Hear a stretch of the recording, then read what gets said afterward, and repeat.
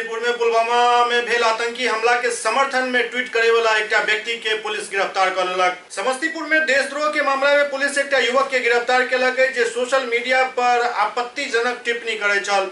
SP Harpreet Kaur गिरफ्तारी के पुष्टि कयलनि अछि। समस्तीपुर के बंगरा और ताजपुर थाना रहीमाबाद में छापेमारी कर ट्विटर पर ट्वीट करे वाला इमरान पिता अब्दुल कलाम आजाद के देशद्रोह के मामला में गिरफ्तार केलक अछि।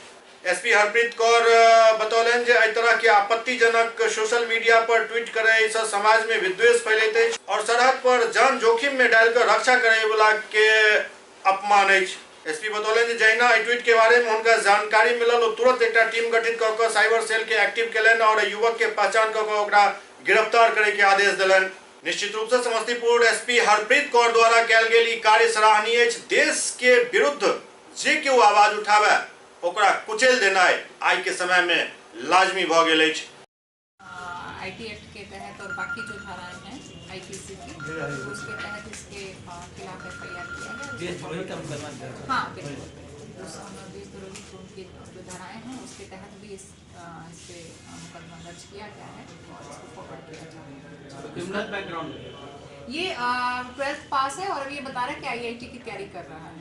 उसका पाकिस्तान से भी लिंक है? नहीं, ऐसा कुछ नहीं है कि इसका कोई ऐसा जो हमने इंटरोगेशन में किया कि इसका कोई साथी है, ऐसा इस टाइप का नहीं है। लेकिन ये होता है ना फन के लिए करना, कहता है कि हमको इससे लगा कि हमारे लाइक्स मिलेंगी, तो बाद में कहता कि हमको रियलाइज हुआ तो हमने इसका माफ़ी मांगा। लेकिन जो चीज़ आपने गलत किया है वो तो गलत है, ठीक है।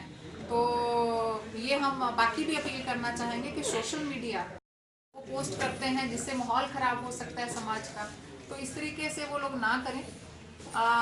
जो हमारी देश की भावनाएं हैं, देशभक्ति की, हमारा देश हमारी प्रायोरिटी है और जो लोग अभी शहीद हुए हैं उनको भी हम सलाम करते हैं। तो सोशल मीडिया के इस तरीके का कभी कोई अगर करते हैं तो एक गैर कानूनी और बहुत सख्त इसमें सज़ा है। अगर कर रहे हैं तो वो गैर कानूनी और उसमें उनको सख्त सज़ा मिलेगी।